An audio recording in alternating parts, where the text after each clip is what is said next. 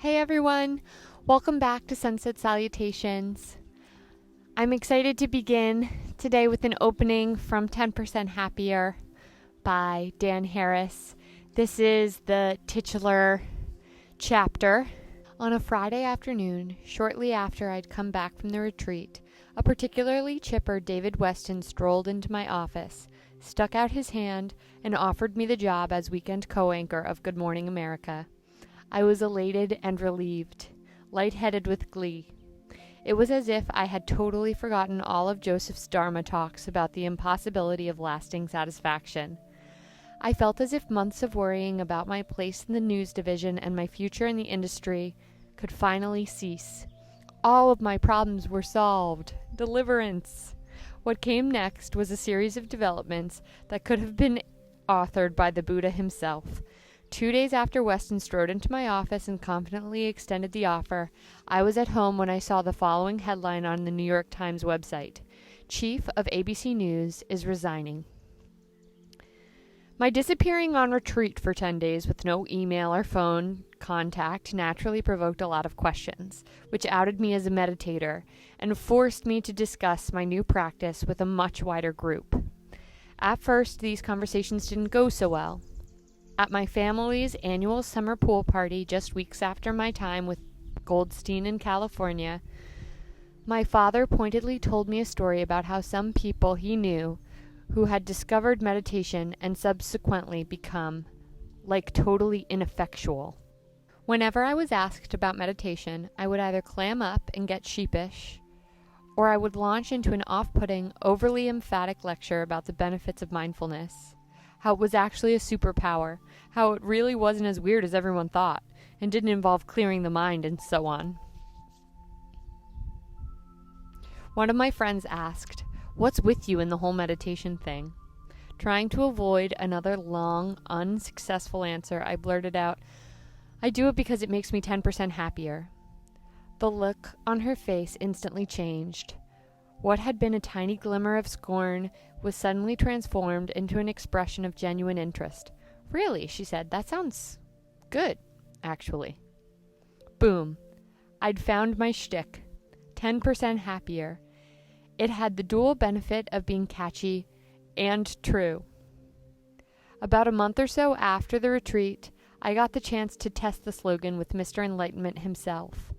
I had arranged to interview Joseph Goldstein for a new digital show on religion I'd started called Beliefs. I started the interview by asking how he discovered Buddhism in the first place. As a young man, he told me he had been quite brash, very much in my own head, he said. He went to Columbia University with the idea of becoming an architect or a lawyer, but he ended up majoring in philosophy. He then joined the Peace Corps. East Africa had been his first choice, but karma being what it is, he was shipped off to Thailand, where he first got exposure to Buddhism. He joined a discussion group for Westerners at a famous temple in Bangkok, in which he proved to be a controversial presence. "People stopped coming to the group because I came," he told me, laughing. "You've probably been to groups like that, where there's that one person who doesn't shut up. That was me." Finally, one of the monks who was leading the group said, "Joseph, I think you should try meditating." So he did. Alone in his room, he set an alarm clock for 5 minutes and was instantly hooked. "I saw that there's actually a systematic way of becoming aware of one's mind," he said. "It just seemed so extraordinary to me before one is clued in. We're living our lives just basically acting our conditioning out and acting out our habit patterns, you know?" He was so excited that he started inviting his friends over to watch him meditate. They didn't come back, he said. "So you were slightly insufferable?" I asked. "Ah, yes, slightly insufferable, but I think the meditation over the last 40 years has helped." After the Peace Corps, he moved to India for 7 years to study meditation.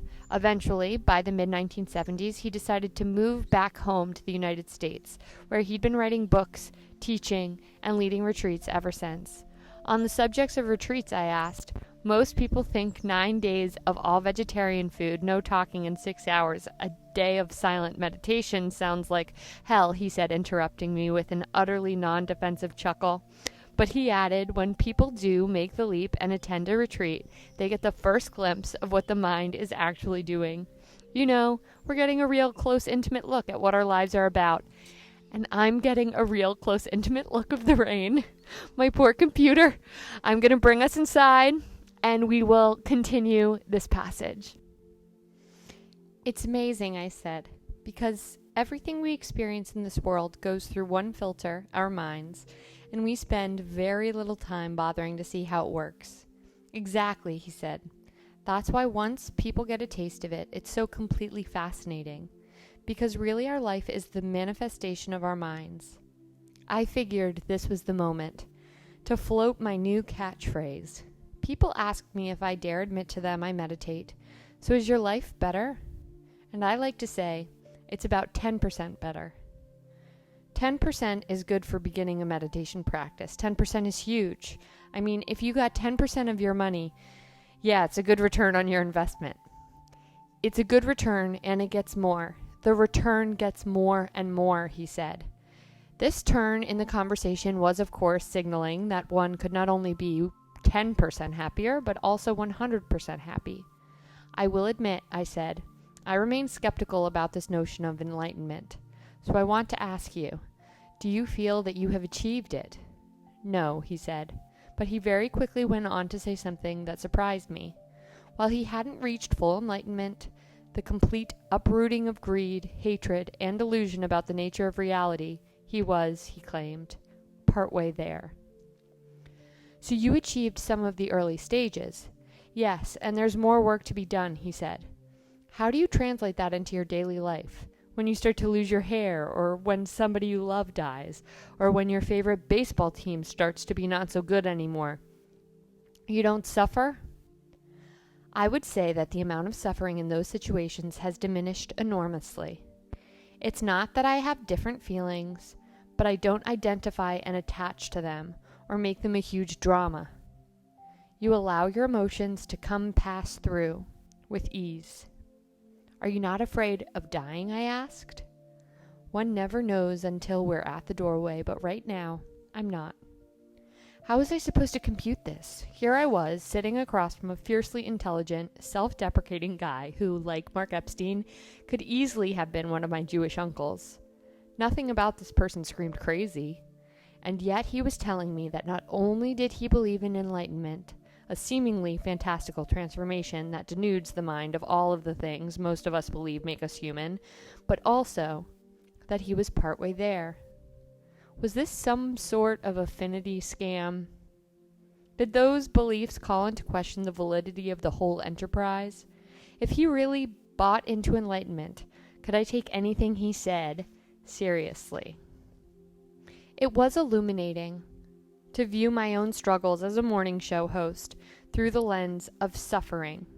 In a world characterized by impermanence, where all our pleasures are fleeting, I had subconsciously assumed that if only I could get the weekend GMA gig, I would achieve bulletproof satisfaction. And I was shocked when it didn't work out that way. This, as Joseph had pointed out, on retreat is the lie we tell ourselves, our whole lives. As soon as we get the next meal, party, vacation, as soon as we get married, get a promotion, get to the airport check-in, get through security, and consume a bouquet of Auntie Anne's cinnamon sugar sticks, we'll feel really good. But when we find ourselves in the airport gate area, having ingested 470 calories worth of sugar and fat before dinner, we don't bother to examine the lie that fuels our lives. We tell ourselves we'll sleep it off, take a run, eat a healthy breakfast, and then finally, everything will be complete. We will live so much of our lives pushed forward by these if-only thoughts.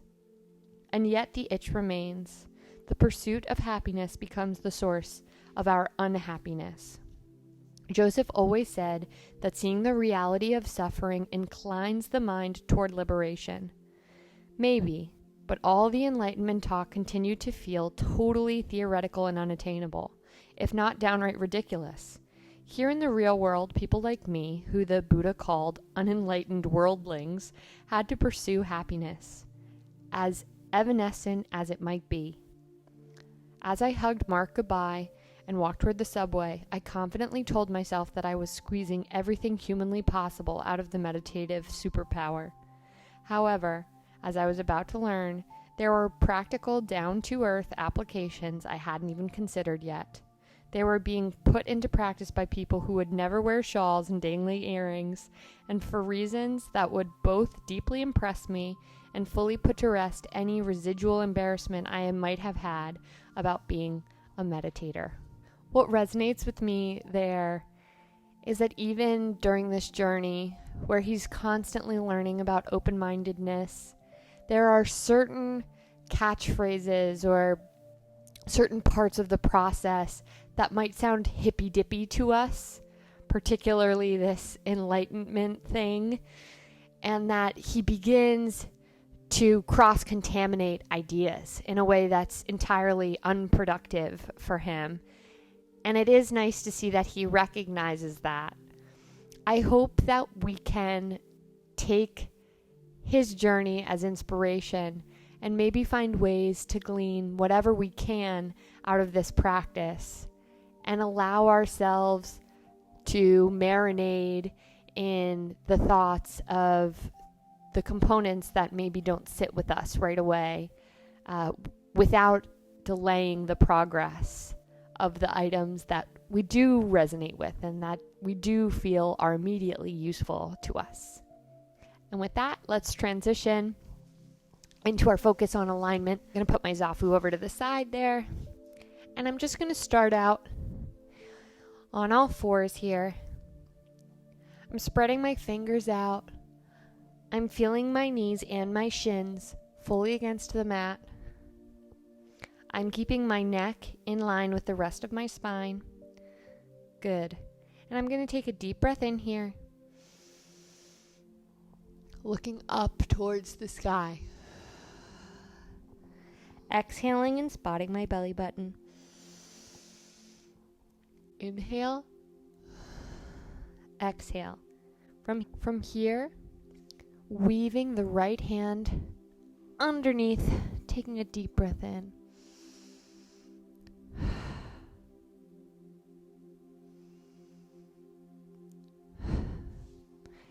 And reversing other side.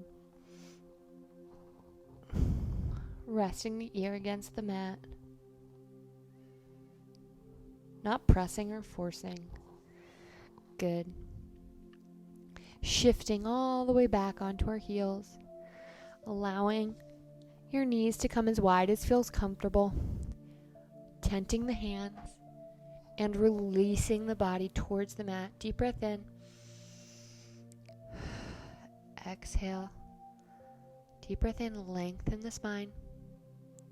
Exhale, find greater weight into your seat bones. Good. Crossing right arm over left a few times here. And breathing in towards that right shoulder. To find a greater twist. Deep breath in. Lengthen. Exhale, lower all of the body. If you feel any resistance in the hips, see if you can let it go. Relax deeper into the stretch. Good. Coming back to center. Pushing away with the hands. Rolling the shoulders down your back. Creating length through the neck and the spine without releasing the deep weight in your hips and lower body. Deep breath in. Good. Walking your left hand over right a few times here. Left, right, left, right. Deep breath in. And see if you can make sure that you're keeping weight on that left hip. More so for me on this side than on the other side. I sort of want to come out of my seat a bit. Deep breath in. Think about placing weight in that left hip, left shoulder. Deep breath in. Stretching side body.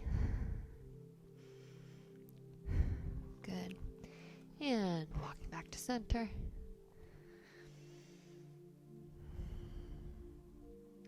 Just rocking forward and back, very slight here, just to feel the difference of the weight. Good. And I'm going to grab my zafu and take my seat. Taking a deep breath in here.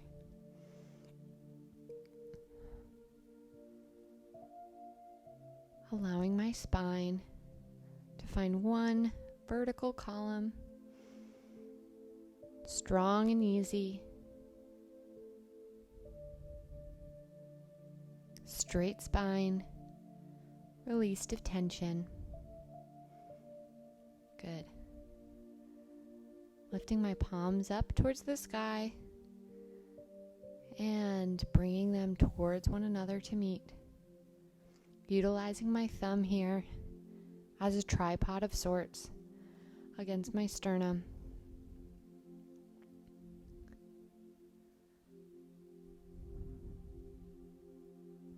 Allowing myself to find ease here before allowing the eyes to close.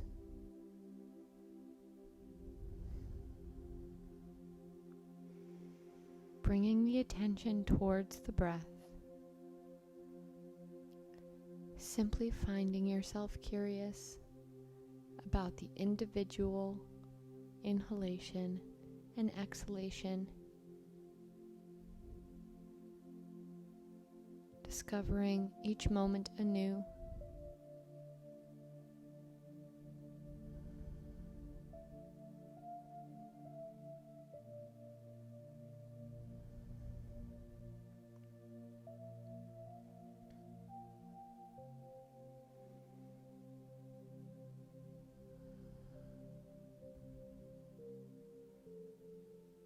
If you find it helpful to utilize a mantra,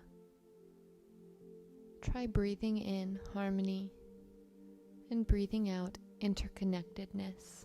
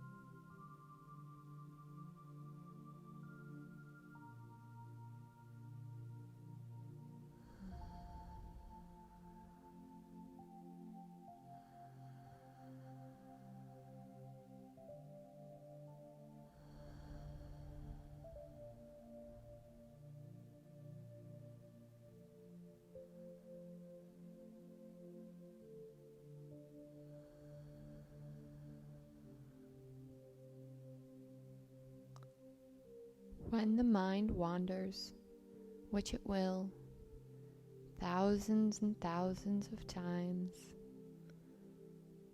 remind yourself to find the breath. That is the practice, to return again and again to the breath without judgment. There is no point that you are practicing for.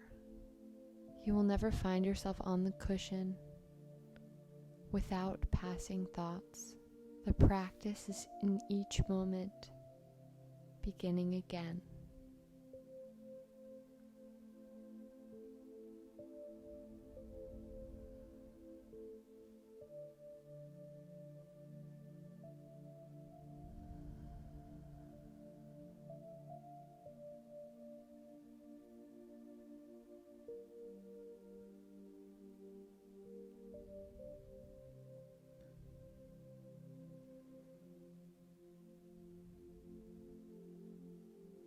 remembering to release any sense of strain, whether physical or mental.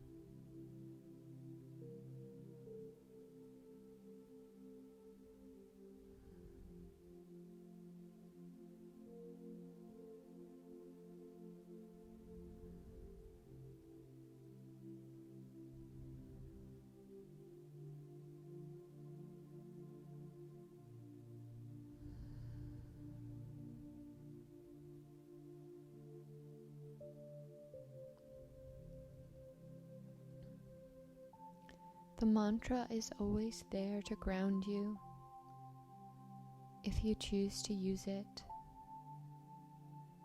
Breathing in harmony, breathing out interconnectedness.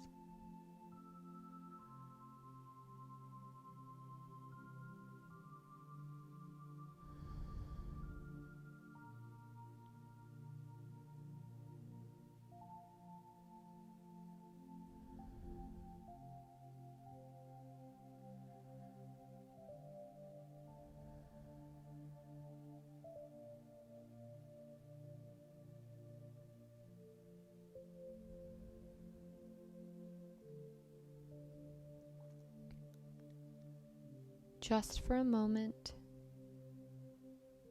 release your attention on the breath and allow yourself to note whatever the mind discovers next.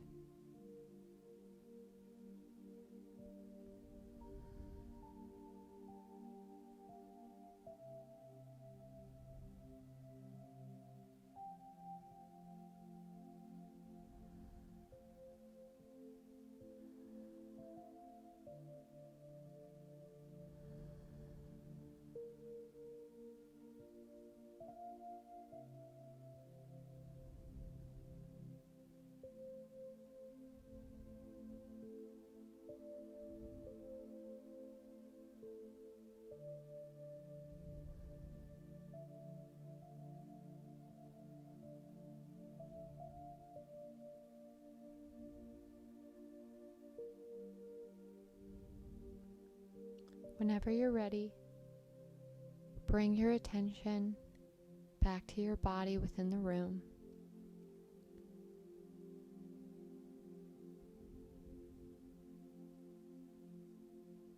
Feel the lower half of your body touching the ground, palm touching palm.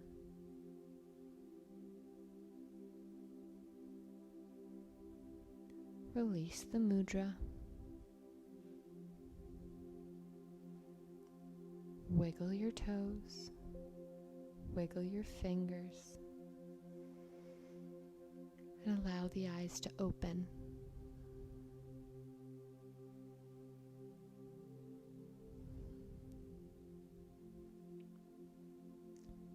I encourage you to lie on your side during this time.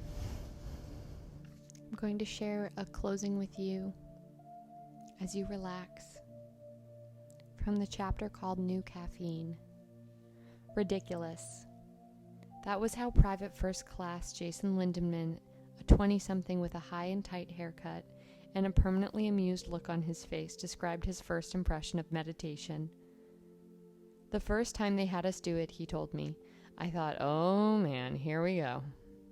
So no part of you thought this could in any way be useful, I asked. With zero hesitation, he said, no. Lindemann was an involuntary subject in a multi-million-dollar scientific study requested by the Marine Corps. Meditation, once part of the counterculture, had now fully entered the scientific mainstream. It had been subjected to thousands of studies suggesting an almost laughably long list of health benefits, including saving effects on the following: major depression, drug addiction, binge eating, smoking cessation, stress among cancer patients, loneliness among senior citizens, ADHD, asthma, psoriasis, IBS. Studies also indicated that meditation reduced levels of stress hormones, boosted the immune system, made office workers more focused, and improved test scores on the GRE. This research boom got its start with Jon Kabat-Zinn. He was the author of the book we started with, Wherever You Go, There You Are. Kabat-Zinn designed something called mindfulness-based stress reduction, MBSR, an 8-week course that taught secularized meditation to tens of thousands of people around America and the world. Having a simple, replicable meditation protocol made it easy to test the effect of patients. A blockbuster MRI study from Harvard found that people who took the 8-week MBSR course had thicker gray matter in the areas of the brain associated with self-awareness and compassion, while the regions associated with stress actually shrank. This study appeared to confirm the whole respond, not react superpower. The regions where the gray matter shriveled were, evolutionarily speaking, the oldest part of the human brain, which sit right atop the spinal column and are home to our most basic instincts. Conversely, the areas that grew were the newer parts of the brain, which evolved to help us regulate our primal urges. Another study out of Yale looked at the part of the brain known as the default mode network, DMN, which is active when we're lost in thought, ruminating about the past, projecting into the future, obsessing about ourselves. The researchers found meditators were not only deactivating this region while they were practicing, but also when they were not meditating. In other words, meditation created a new default mode. I could actually feel this happening with me. I noticed myself cultivating a sort of nostalgia for the present, developing the reflex to squelch pointless self-talk and simply notice whatever was going on around me. In moments where I was temporarily able to suspend my monkey mind and simply experience whatever was going on, I got the smallest taste of the happiness I'd achieved while on retreat. Even though scientists were quick to point out that the research was still in its embryonic stage, these studies had helped demolish neuroscientific dogma that had prevailed for generations. The old conventional wisdom was that once we reached adulthood, our brain stopped changing.